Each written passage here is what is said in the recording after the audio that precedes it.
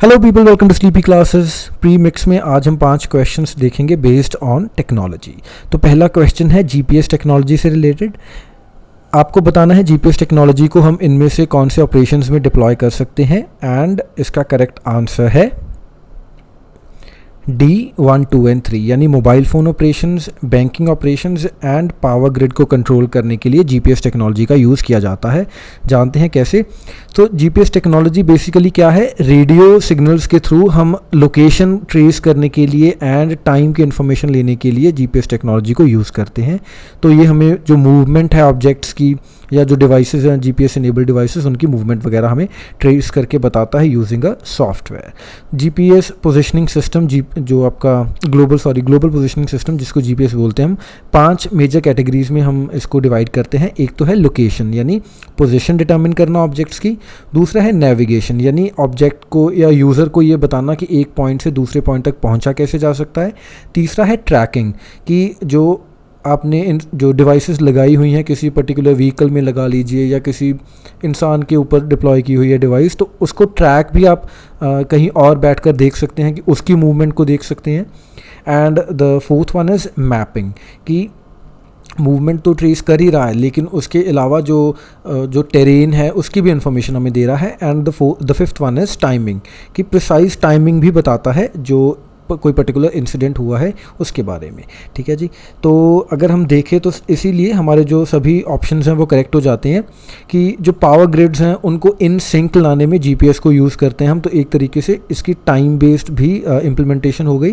And जो आपके financial service sector है उसमें भी जीपीएस टाइम स्टैम्प को यूज़ किया जाता है to authenticate and synchronise the financial computer, जो भी आपकी इन्फॉर्मेशन है उसको ऑथेंटिकेट एंड सिंक्रनाइज करने के लिए।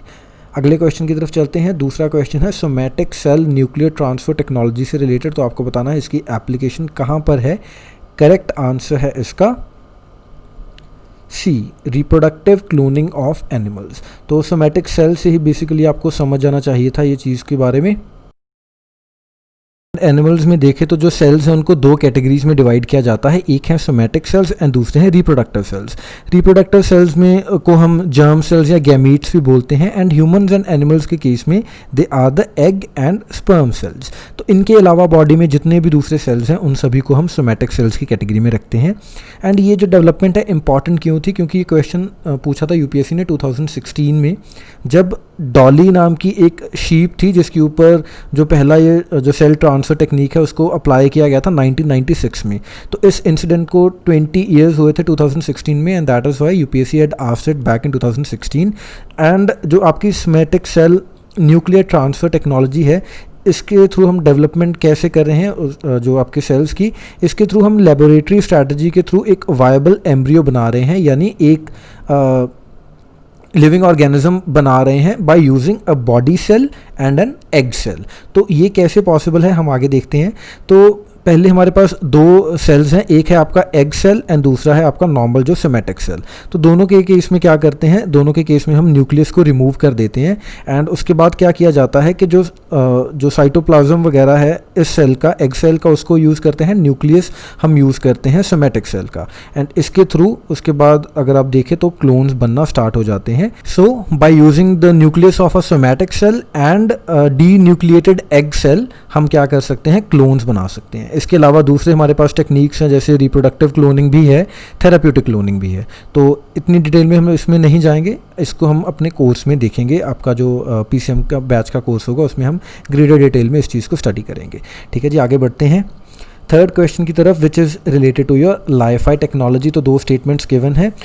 पहली स्टेटमेंट कह रही है कि जो लाइफाई है वो लाइट को एज अ मीडियम यूज़ करता है to transfer high speed data. And दूसरी स्टेटमेंट कह रही है कि जो वायरलेस टेक्नोलॉजी है आपकी लाइफाई, वो वाईफाई से कहीं ज़्यादा फास्ट है। तो आपको बताना है कौन सी स्टेटमेंट करेक्ट है। करेक्ट आंसर है इसका सी, बोथ 1 and 2। तो दोनों ही स्टेटमेंट्स करेक्ट हैं। जानते हैं कैसे। वाईफाई एंड लाइफाई, तो वाईफाई को क्या इसकी फुल फॉर्म है wireless Fidelity and Li-Fi is light Fidelity. तो दोनों टेक्नोलॉजीज़ अलग हैं बट जो बेसिक एंड रिजल्ट है वो हमारा सेम है। The sending and receiving of data. तो LiFi is short for life fidelity, and LiFi क्या करती है 10 मीटर्स तक का डिस्टेंस कवर करती है, वाईफाई जहाँ तक कि 30 मीटर्स के अराउंड जो डिस्टेंस है कवर कर सकती है। वाईफाई के केस में हम क्या करते हैं, routers and radio frequency waves को ट्रांसमिट करते हैं, टू यूज़ करते हैं basically to transmit data, whereas LiFi में हम LED bulbs and light signals को यूज़ करते हैं to transmit and receive data. यहीं पर बेसिक जो आपका डिफरेंस है, एंड यही रीज़न है कि जो आपकी लाईफाई का डिस्टेंस कवर्ड है वो कम है, क्योंकि अगर आप देखें अगर मान लीजिए हम एक घर को इमेजिन करें, तो अगर आपके जो लाईफाई के जो इक्विपमेंट लगी है वो एक रूम में लगी है, तो आपकी लाइट तो वॉल्स के थ्रू पर्कुलेट नहीं कर सकती है, दैट इज़ वाई जो आपके लाईफाई की रेंज कम हो जाती है। वेयर एज अगर आप वाईफाई देखें तो वाईफाई तो रेडियो वेव्स हैं and they can ट्रेवर्स through media, तो दैट इज़ वाई वाईफाई की रेंज थोड़ी ज़्यादा है। बट अब जो लाईफाई है उसकी हमें बेनिफिट किस चीज़ में है कि ये बहुत ज़्यादा स्पीड पर जो डेटा है उसको ट्रांसमिट कर सकता है as compare to the WiFi. ठीक है जी, आगे बढ़ते हैं फोर्थ क्वेश्चन की तरफ। इंडियन पेटेंट्स एक्ट 1970 से रिलेटेड है। तो पहली जो स्टेटमेंट है इस क्वेश्चन की वो कह रही है कि according to the Indian patents act biological process को आप पेटेंट कर सकते हैं इंडिया में। ठीक है जी, and biological process to create a seed, ये थोड़ा इंपॉर्टेंट चीज़ है। तो दूसरी जो स्टेटमेंट है वो कह रही है इंडिया में कोई intellectual property appellate board exist नहीं करता फिलहाल। And the third statement is कि जो प्लांट वेराइटीज़ हैं वो एलिजिबल नहीं है under the Indian laws to be patented, यानी जो प्लांट वेराइटीज़ को अपने जो पेटेंट एक्ट या इनके अलावा जो भी इंडियन लेजिस्लेशन है उसमें इस चीज़ का क्लॉज नहीं है कि प्लांट वेराइटी को आप पेटेंट कर सकें। तो आपको थोड़ा सोचना पड़ेगा, थोड़ा मुश्किल क्वेश्चन हो सकता है ये अगर आपने इंडियन पेटेंट एक्ट के बारे में नहीं पढ़ा तो करेक्ट आंसर है इसका 1 और 3। तो पहली और तीसरी स्टेटमेंट करेक्ट है, दूसरी स्टेटमेंट गलत है। अब जो तीसरी स्टेटमेंट है इसके बारे में हम थोड़ा आगे देखते हैं जाकर, क्योंकि यहाँ पर अगर आप स्टेटमेंट को वर्ड टू वर्ड पढ़ें तो इंडियन लॉज लिखा हुआ है ना, तो इस चीज़ को आप थोड़ा दिमाग में रखिए and will discuss the statement. तो अगर आप देखें एक 2002 में अमेंडमेंट आई आपके इंडियन पेटेंट एक्ट में, जिसके थ्रू क्या किया गया, biochemical, biotechnological and microbiological process को एक्सप्लिसिटली पेटेंटेबल प्रोसेस डिक्लेयर कर दिया गया। तो दैट इज़ वाई आपकी जो पहली स्टेटमेंट है वो करेक्ट होती है। एंड दूसरी स्टेटमेंट गलत क्यों है, क्योंकि इंटेलेक्चुअल प्रॉपर्टी एपेलेट बोर्ड एक क्वाजी जुडिशियल बॉडी है जो 1958 से एग्जिस्ट कर रही है इंडिया में, तो that is why the statement is incorrect. And जो थर्ड स्टेटमेंट है वो बोल रही है कि इंडिया में जो आपकी प्लांट वेराइटीज़ एलिजिबल नहीं है इंडियन पेटेंट लॉज के तहत पेटेंट होने के लिए। तो ये स्टेटमेंट इसीलिए करेक्ट है क्योंकि आपका अगर सेक्शन 3J देखें इंडियन पेटेंट्स एक्ट 1970 का, तो वो कह रही है कि plants and animals in whole or any parts including the DNA, cells, seeds, varieties and species are exempt from the category of invention and that is why they cannot be patented। ठीक है जी। But अब development क्या हुई, 2018 में हमारे पास एक case आया Monsanto का बीटी कॉटन से रिलेटेड। तो दिल्ली हाई कोर्ट ने क्या किया, दिल्ली हाई कोर्ट ने बोला कि आप जो अपने बीटी कॉटन सीड का पेटेंट नहीं ले सकते, मोनसेंटो को बोला, एंड उनका जो पेटेंट है उसको इनवैलिड करार दे दिया, citing this very section of the act. ठीक है जी। लेकिन उसके बाद क्या हुआ, सुप्रीम कोर्ट ने 2019 में जो दिल्ली हाई कोर्ट की जजमेंट थी उसको टर्न ओवर कर दिया एंड मोनसेंटो का जो क्लेम है उसको जायज़ करार दिया। तो अगर आप इंडियन लॉज में देखें तो अभी तक जो फेरबदल है नहीं हुआ है, लेकिन हमारे सुप्रीम कोर्ट ने इसके अगेंस्ट जो अपनी वर्डिक्ट दे दी है, तो दैट इज़ वाई अभी तक हम अगर by the very word of it जाएँ तो इंडियन लॉज में क्योंकि प्रोविज़न नहीं है, तो इसी वजह से हम इस स्टेटमेंट को गलत मार्क कर रही हैं इस क्वेश्चन में।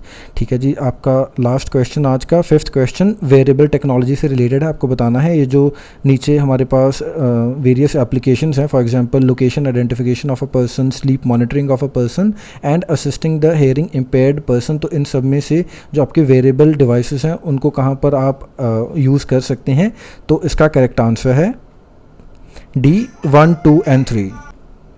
तो ये जो सभी एप्लीकेशंस हैं इसके तहत आती हैं। अगर आप देखें वेरेबल जो टेक्नोलॉजीज़ हैं इनको आप fashion technology, wearables, Tech Talks and जो फैशन इलेक्ट्रॉनिक्स हैं इन सभी में इनको यूज़ किया जा सकता है। अगर फर्दर आप एप्लीकेशंस देखेंगे तो जो माइक्रो कंट्रोलर्स हैं for example under the surface etcetera of the skin, तो इन सभी में हम यूज़ कर सकते हैं to check the body signals या कोई वाइटल साइंस या फिर जो बायो फीडबैक है उन सभी के लिए इनको यूज़ किया जा सकता है। तो जो वाइड रेंज है इन वेरेबल डिवाइसेस की। So that is all in the context of this video. And now before we wind up, let me inform you about the courses that we are running for UPSC 2021. General studies के लिए pre plus mains batch यानी हमारा PCM batch है जिसमें answer evaluation and without answer evaluation का जो option है available है आपके पास, एंड आप इसको इंस्टॉलमेंट्स में भी परचेज कर सकते हैं। ऐसे कोर्स है हमारा फॉर 2021 एंड ऑप्शनल के 2 हमारे पास कोर्सेज हैं, पॉलिटिकल साइंस एंड सोशियोलॉजी। उसके बाद इन सभी कोर्सेज़ की अगर आप कोई कॉम्बिनेशन लेना चाहते हैं PCM प्लस एसए या PCM प्लस ऑप्शनल या PCM एसए एंड ऑप्शनल, वो भी आपके पास ऑप्शन है। एंड फाइनली हमारी प्रीलिम्स की टेस्ट सीरीज़ है जिसमें आप विद वीडियो सॉल्यूशंस या विदाउट वीडियो सॉल्यूशंस आप परचेज़ कर सकते हैं। इसके अलावा अगर आपको लगता है कि इन कोर्सेज़ को परचेज़ करे बिना भी आप हमें कंट्रीब्यूट कर सकते हैं, if you like what we are doing, the quality that we are providing, तो आप हमें डोनेट भी कर सकते हैं। sleepyclasses.com पर जाकर वहाँ पर डोनेट का बटन है। So that is all for the day. Thank you for watching.